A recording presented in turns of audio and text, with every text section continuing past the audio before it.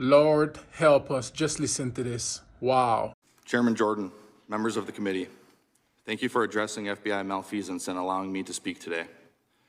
Aside from that point of gratitude, I'm sad, I'm disappointed, and I'm angry that I have to be here to testify about the weaponization of the FBI and DOJ. Weaponization against not only its own employees, but against those institutions and individuals that are supposed to protect the American people. I'm here today because even though I am wrongfully suspended from the FBI, I remain duty-bound to the American people to play my small role in rectifying these issues. After all, I never swore an oath to the FBI.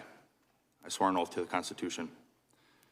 I've served my nation and community my entire adult life, first in the United States Army, then as a police officer, and lastly as an FBI special agent.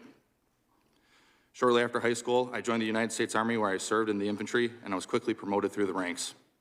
I deployed to both Iraq and Afghanistan in support of Operation Iraqi Freedom and Operation Enduring Freedom.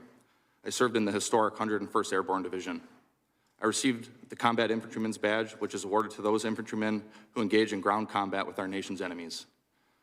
The Army's official motto is, "This will defend." Along with numerous others, I volunteered to serve this nation, risking my life in combat to protect America and her values. I know some of the best men and women this country has to offer. They come from all backgrounds, races, and creeds. They helped mold me into the person I am today. Each was willing to sacrifice, and many did, to protect this great nation. It is our duty to honor their sacrifices by standing up for what is right, regardless of the difficulty. After serving in the Army, I became a police officer. Police officers, like me, are imperfect beings, but we strive to uphold the law and the Constitution. People who go to work every day trying to make their communities better, yet who nonetheless are faced with budget cuts and calls for defunding as we continue spiraling away from law and order as a nation. While serving as a police officer, I finished my bachelor's degree, graduating with honors in criminology and law studies. Shortly thereafter, I began the long road to becoming an FBI special agent, a position I once understood to be the pinnacle of law enforcement and a way to continue to serve this nation and protect and defend the Constitution. During my 4 years as a special agent, I received the highest annual review an employee can receive. I volunteered for, tried out for, and was selected for an FBI SWAT team. I also volunteered for, tried out for, and was selected for a new unit the FBI created.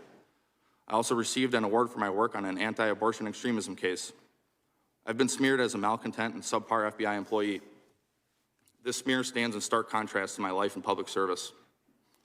This smear campaign, disgusting as it is unsurprising. Despite our oath to uphold the Constitution, too many in the FBI aren't willing to sacrifice for the hard right over the easy wrong. They see what becomes of whistleblowers, how the FBI destroys their careers, suspends them under false pretenses, takes their security clearances and pay with no true options for real recourse or remedy. This is by design. It creates an Orwellian atmosphere that silences opposition and discussion. We know what is right to do, yet we too often refuse to do what is right because of the difficulty and suffering it incurs.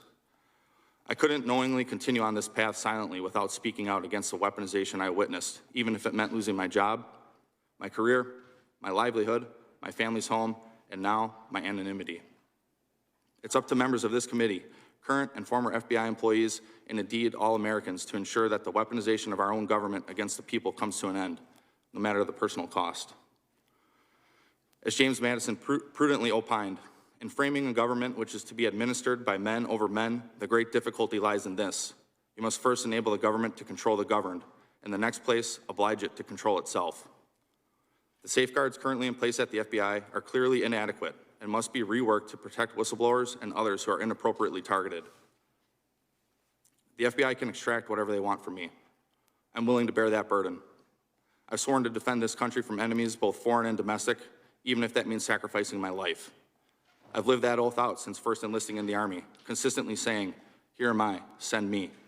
My oath, however, did not include sacrificing the hopes, dreams, and livelihood of my family, my strong, beautiful, and courageous wife, and our 4 sweet and beautiful daughters who have endured this process along with me. In weaponized fashion, the FBI allowed me to accept orders to a new position halfway across the country. They allowed us to sell my family's home. They ordered me to report to the new unit when our youngest daughter was 2 weeks old.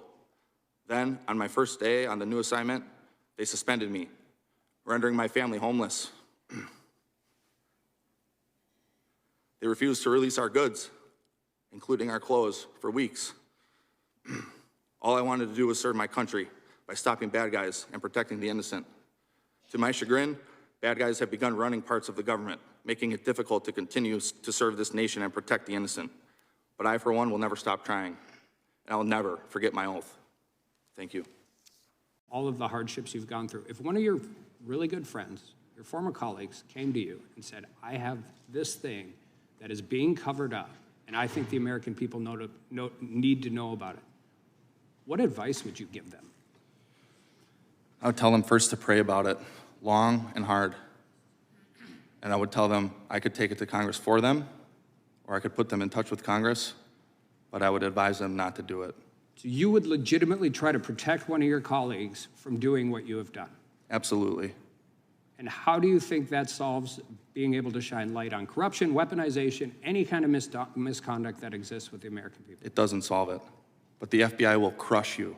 This government will crush you and your family if you try to expose the truth about things that they are doing that are wrong. And we are all examples of that.